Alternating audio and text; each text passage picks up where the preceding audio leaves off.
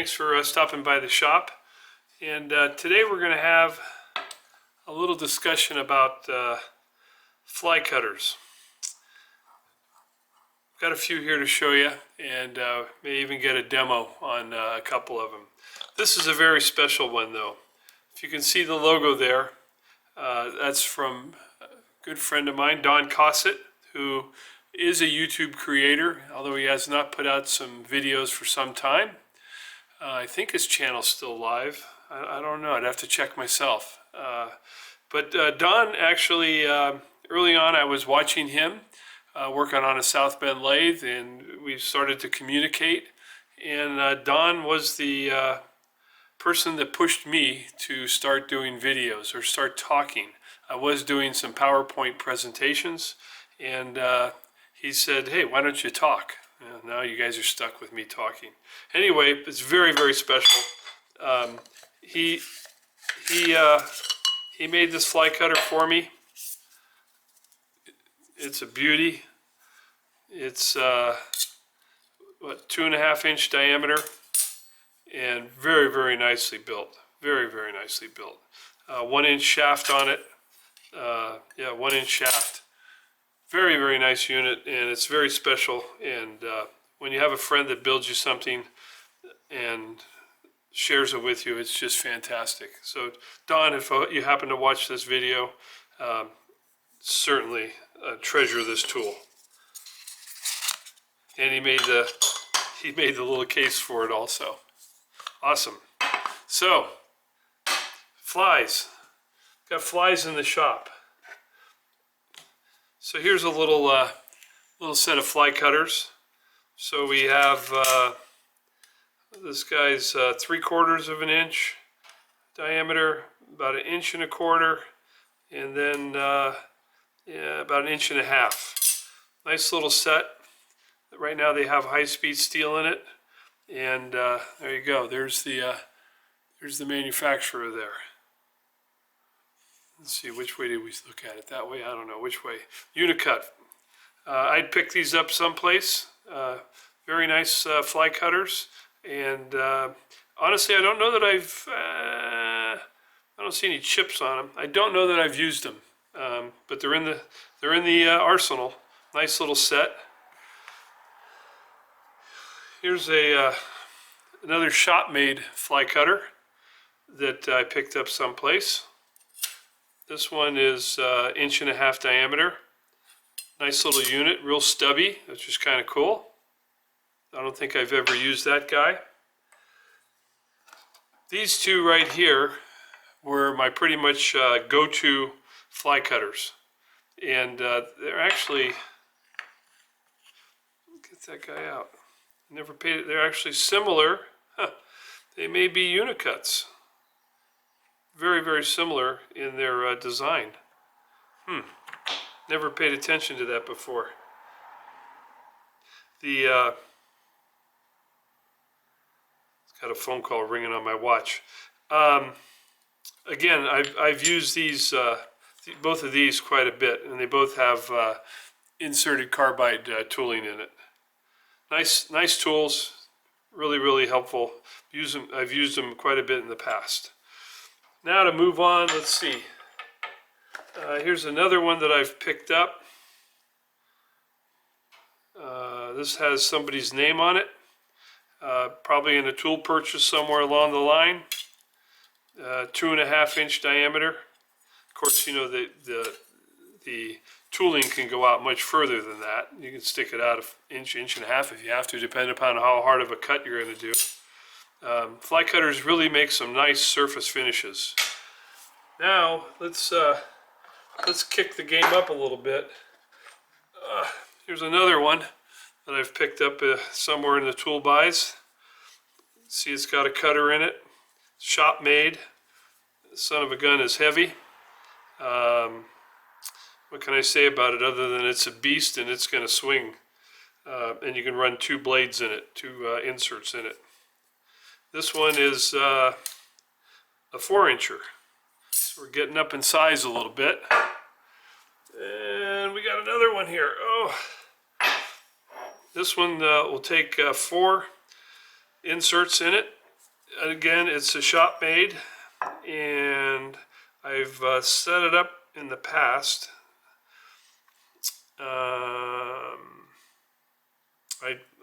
don't recall these various numbers that I have written on there. I know it was offsetting the depth of each cutter so that they're not all cutting at the same height. They introduce in cut. Anyway, that's another big boy. What did I say this one was? This is 5 inches. So we're getting up there in size. I don't know that I've ever used this, but that's definitely my handwriting on it. So I've done something with it in the past. And let's get into a little bigger one. Now this one's very special to me also. My mentor and good friend Chewy that I've talked about over the years.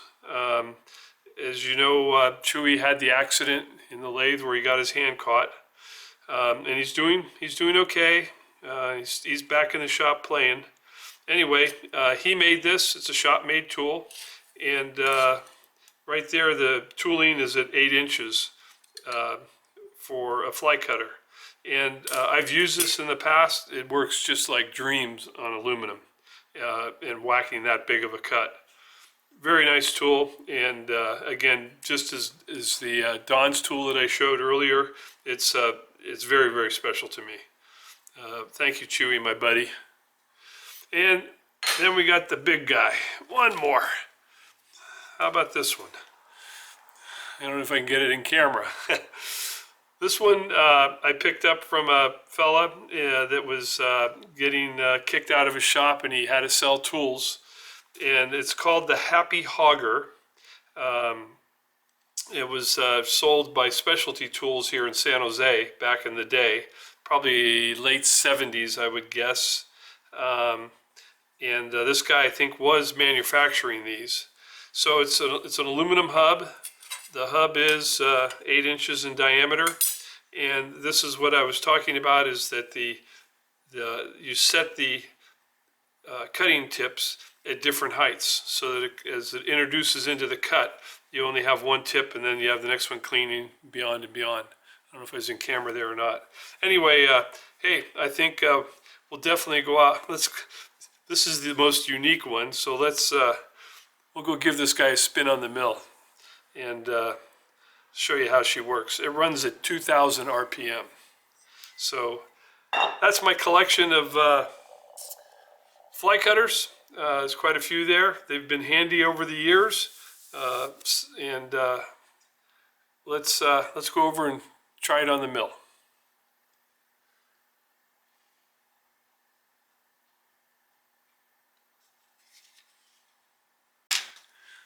Hey, I forgot one.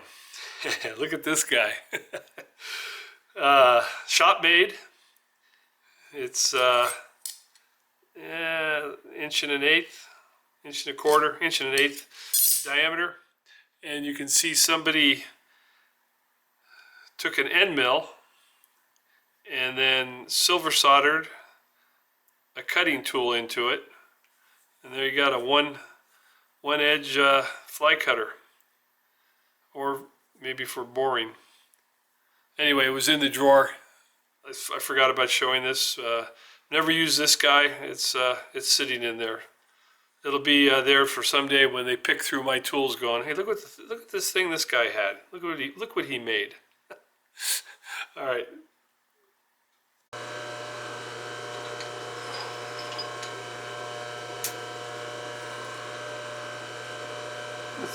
Let's test the travel speed.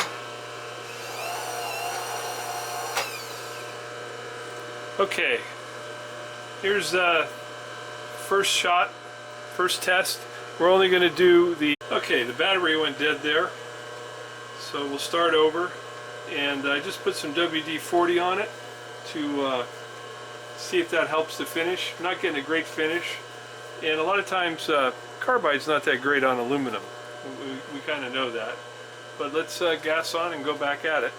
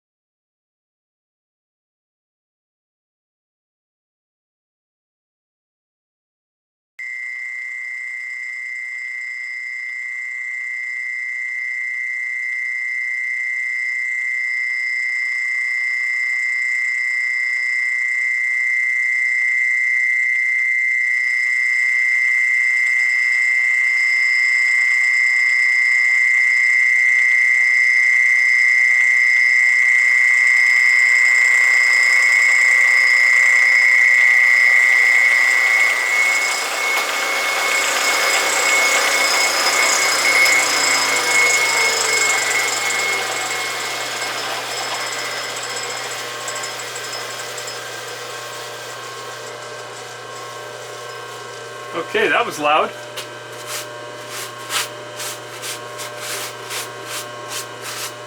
And finish is not too bad. It was probably getting warm here at the, not warm.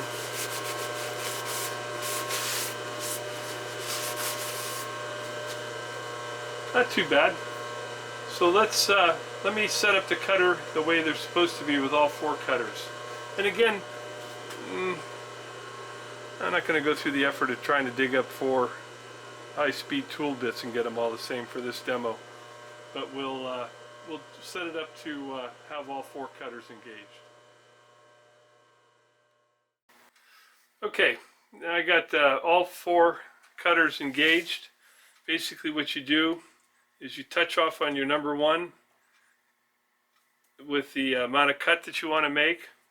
I have it set at 40 thousandths total, so number 1's going to take 10, number 2 takes 20, number 3 takes 30, and number 4 takes 40. So it's successively cutting in a stair step as it goes. So we're going to give it hell, see how she works. Clear.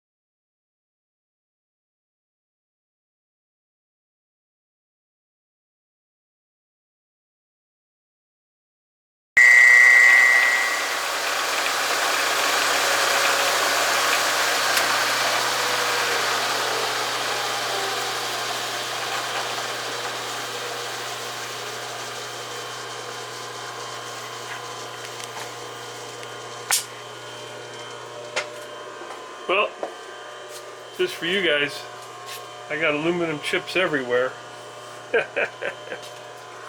Let's see how she did on the cut. Where's my towel? What did I do with my towel? There it is. Hang on here. So that was 40 thou.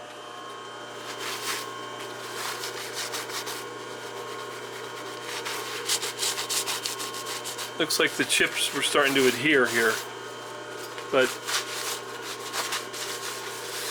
not bad. 40 thou off a 6-inch wide plate, a Happy Hogger.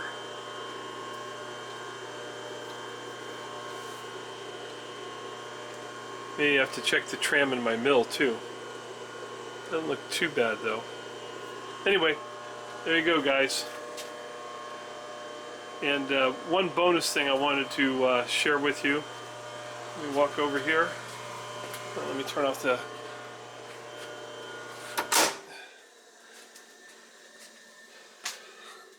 This is a 3D print item I wanted to share. So let's see. There's a 3D print palette. See if I can do this one-handed. But a fella on Instagram showed this. Hang on with me.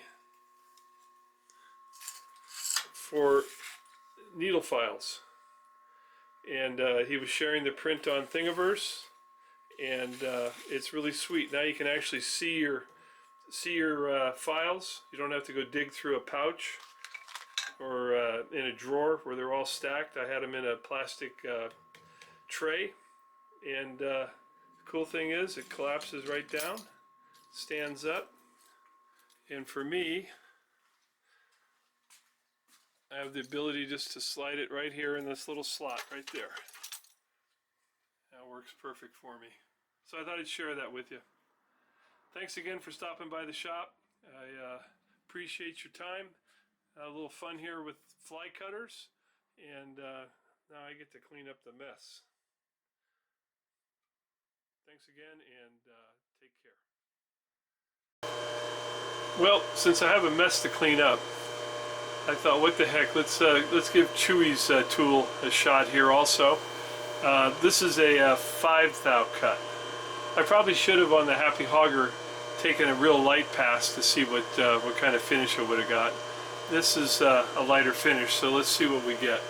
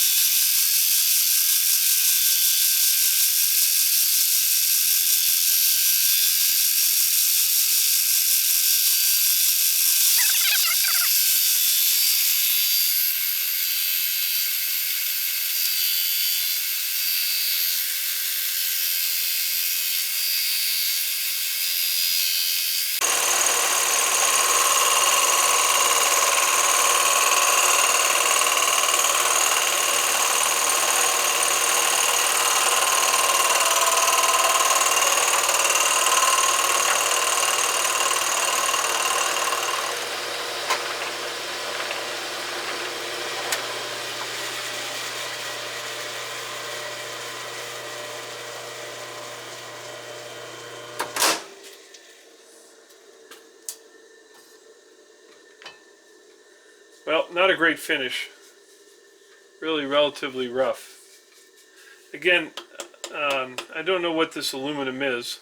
I don't know if that's part of the issue, or even in, not even in frame. I'm over here. Come on, camera. Yeah, finish is pretty rough. I've gotten much better finishes out of this, so I really can't explain for the finish of this unless it's part of the actual metal itself. Like any tool, you need time and experimenting on it. I haven't used these in some time. That's my excuse. But anyway, I hope you enjoyed seeing some big fly cutters in use.